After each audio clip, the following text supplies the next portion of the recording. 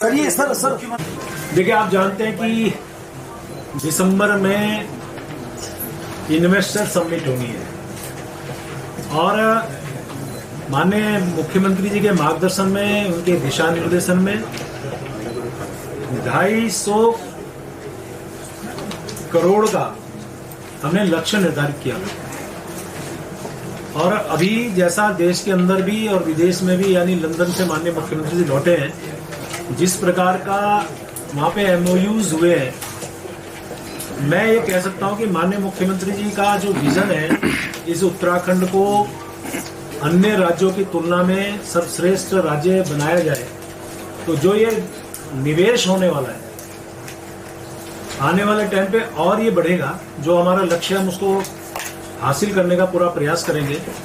मैं मान के चलता हूं कि माननीय मुख्यमंत्री जी ने जिस प्रकार से मेहनत की है, जिस प्रकार से ये गए हैं, और इससे जो रोजगार सृजित होगा, जो हमारा विकास होगा, और जो हमारे इन्वेस्टर्स हैं, आप जानते हैं वो कहाँ इन्वेस्ट करना चाहेंगे, जहाँ पे कानून व्यवस्था की स्थिति अच्छी होगी, जहाँ पे वातावरण बहुत अच्छा होगा, जहाँ के लोग बहुत अच्छे होंगे, जहाँ का जो इलेक्ट्रिसिटी है, पावर जिसे बोलते हैं, विशेषकर उसमें स्थिति अच्छी होगी, और कुल मिला के जो हमारा नेटवर्क है अधिकारियों का, उनसे सामंजस्य होगा, तो इन्वेस्टमेंट ज्यादा होता है। तो मैं उम्मीद कर रहा हूँ इन सब बातों को देखते हुए जो हमारे इन्वेस्टर्स हैं वो हमारे यहाँ आ रहे हैं, आकर्षित हो रहे हैं। और मुख्यमंत्री जी लंदन से लौटे हैं, हम सबने उनका बहुत बड़ा स्वागत किया, उनका आभार व्यक्त किया, और ये भी उम्मीद जाहिर की है कि आने वाला जो भी समय है उसमें और भी हमारा इन्वेस्टमेंट होगा।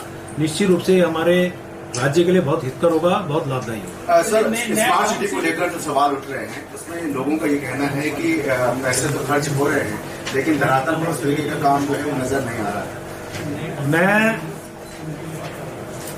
सौभाग्य से एक बात कह सकता हूँ, विधानसभा में मैंने ये सवाल का जवाब दिया था, और वही मैं पहले तो दोहरा देता हूँ। 22 काम जो थे स्मार्ट सिटी के माध्यम से वो होने थे, जिसमें 16 काम कंप्लीट हो गए।